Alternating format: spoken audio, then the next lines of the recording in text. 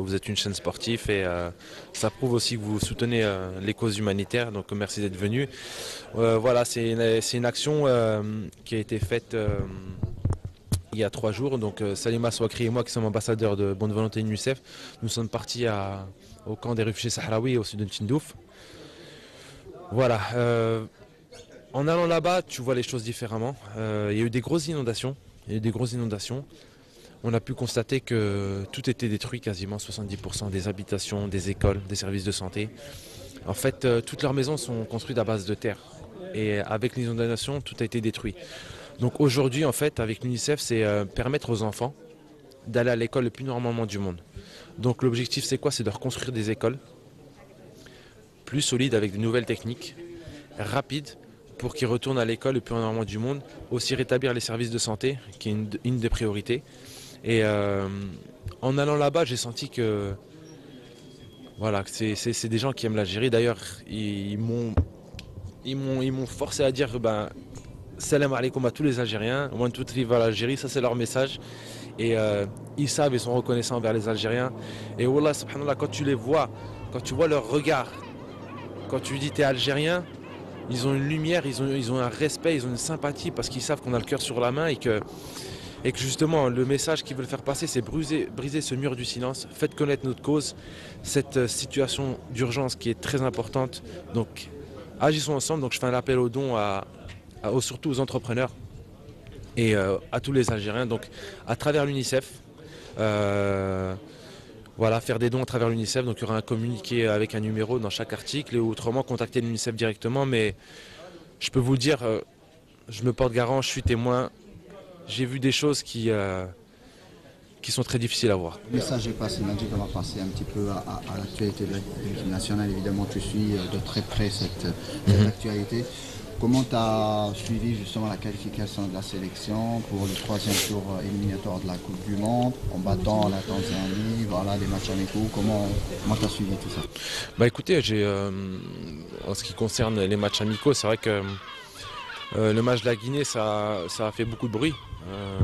Mais je pense que c'est un mal pour un bien, parce que ça a reboosté un peu l'équipe, entre guillemets. Ça leur a montré que en Algérie, si t'es bon, t'es bien. Si t'es pas bon, fais attention.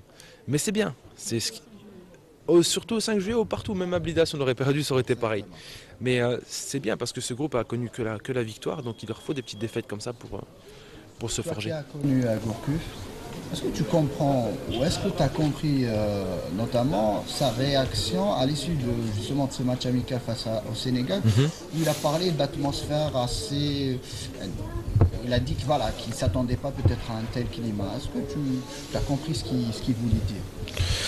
J'ai lu à travers les journaux, mais après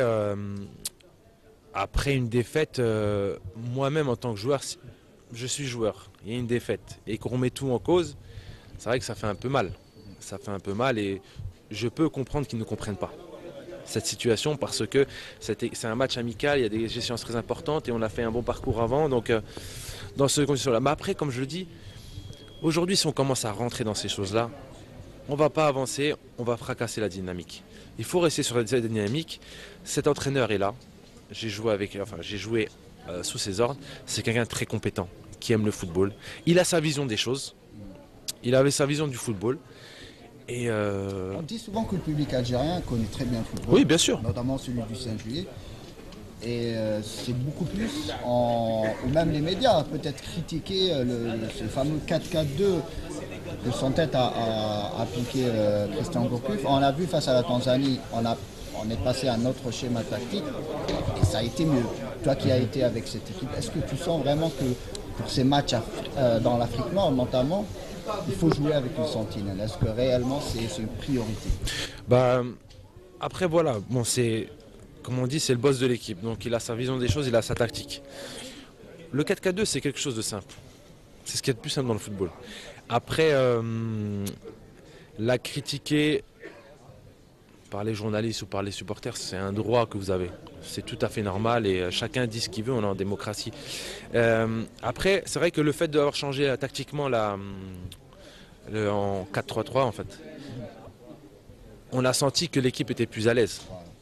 Mais Après, il faut voir si le coach, je sais pas, parce que le problème c'est que Quand tu étais, je peux pas te dire je sais pas, mais juste parce que tu étais avec Non. le groupe à la CAN et tu as vu les carences défensives J'ai dit que l'équipe- lorsqu'on joue en 4-4-2. j'ai dit voilà, l'équipe était plus à l'aise.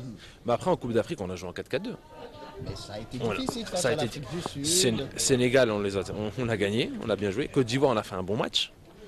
Donc selon toi, c'est Ghana- pas une nécessité de jouer avec une sentinelle. Non, non, c'est pas une nécessité. La tactique, ça veut rien dire. C'est simplement comment les joueurs sont le jour du match et comment ils l'abordent tout simplement. Comme je vous ai dit, on a fait des bons matchs en 4-4-2, on a fait des bons matchs là en 4-3-3, que ce soit avant ou après. Donc faut pas se focaliser là-dessus. Après, ça va être un blocage pour les joueurs, pour le coach, c'est pour ça que je vous ai dit, critiquer la performance des gens et tout, c'est tout à fait normal.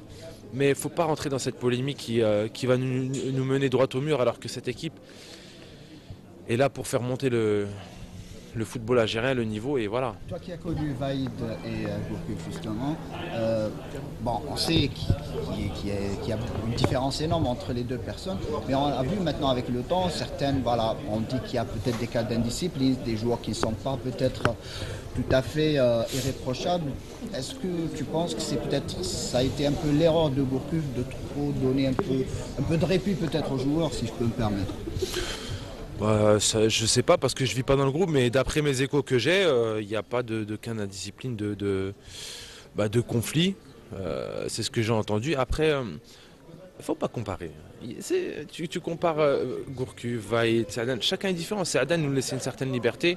On s'est qualifié en Coupe du Monde. On a fait un parcours magnifique. Donc après, tout dépend du joueur, tout dépend de l'état d'esprit du groupe. Et ce qui est important, c'est les cadres aussi. Les cadres dans une équipe pour gérer justement ces états d'âme qui sont... Les quatre qui manquent, il faut le dire. Voilà, mais le fait que Raïs soit revenu, ça a été un plus aussi. Bon, Jamel est venu au début du stage, Raïs, t'as Adlen Guedjoura aussi. Donc Raïs, c'est quelqu'un qui est très timide à la base. Et c'est la première fois que je le voyais prendre la parole et Ils ont tout. fait une réunion, notamment lui, il en a parlé. Exactement, et regardez, à la mi-temps 2-0, on vient à 2-2, 7-0. Donc c'est des petits détails qui comptent, parce que ce qui est bien, c'est qu'avec cette jeune génération, c'est des jeunes qui respectent les anciens, et c'est ce qui est important. Ouais, il y a une très très très bonne qualité. Franchement, c'est comme je dis, c'est une génération qui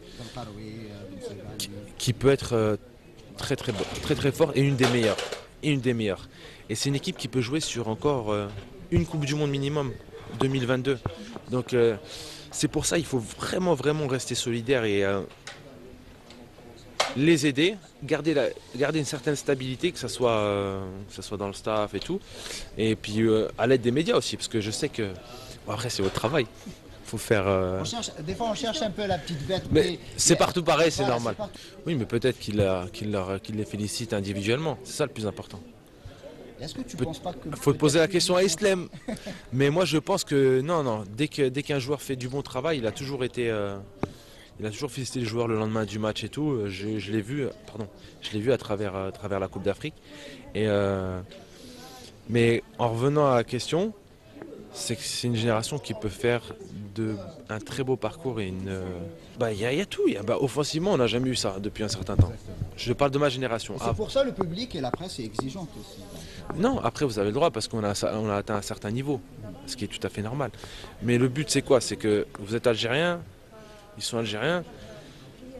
Si on commence à chaque échec vouloir faire un Zama, voilà, casser tout le monde, ça va mener à rien parce que ça va mener à l'échec de l'équipe nationale, on n'aura plus de drapeau très haut, on sera moins respecté dans le monde entier, patati, patata. Même à travers nos résultats, les journalistes, vous êtes plus respectés dans le monde entier.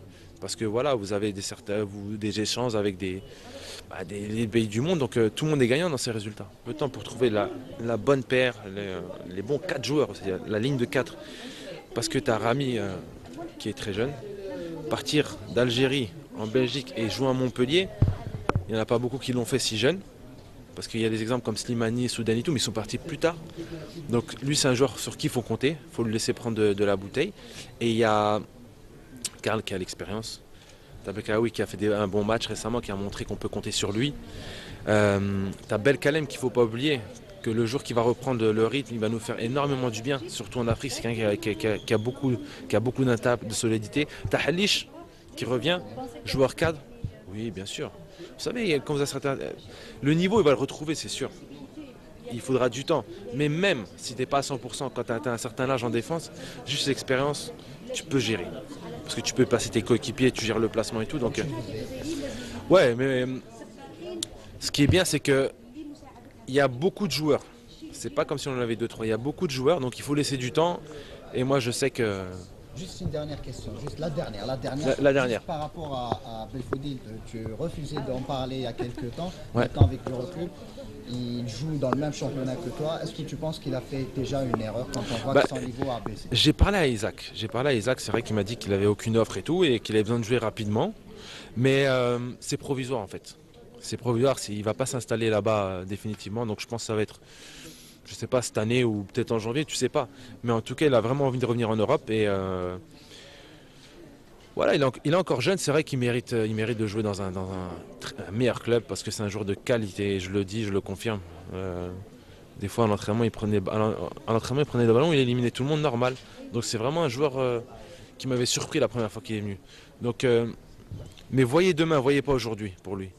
C'est vrai qu'il a fait un choix, il l'a assumé et j'espère qu'il retrouvera un club de haut niveau. Inch'Allah. Merci.